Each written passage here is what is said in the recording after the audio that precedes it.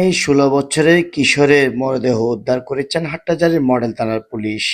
সোমবার ২০শে জুলাই হাটহাজারী উপজেলা মুনিয়াপুকুর পাড় মাহবুব মাস্টারের বাড়ি থেকে একটি বাসা বাড়ি থেকে রিপন নামক ১৬ বছরের এই কিশোরের মরদেহ উদ্ধার করেন হাটহাজারী মডেল থানা। আপনার ছেলে এখানে চাকরি করে? কতদিন ধরে? আপনার খবর কিভাবে পাইছেন একটু বলেন। মোবাইলে। এই দাঁড়ান না, একটু দাঁড়ান না। এক মিনিট দাঁড়ান না। হ্যাঁ। আপনি খবর কিভাবে পাইছেন বা কিভাবে আসছেন এবং ও কি করে এখানে একটু বলেন। উনি এখানে ৪-৫ বছর ধরে চাকরি করে, বুঝছেন?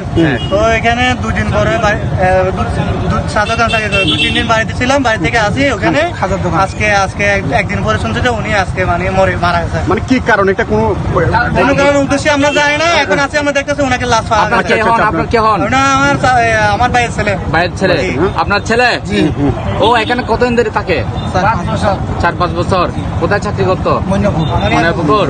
এখন কিভাবে খবর পাইছেন? আমরা কিভাবে এসে দেখছেন? মোবাইলের থেকে বলছে যে উনাকে মানে এখানে আত্মহত্যা করছে আপনার ছেলে।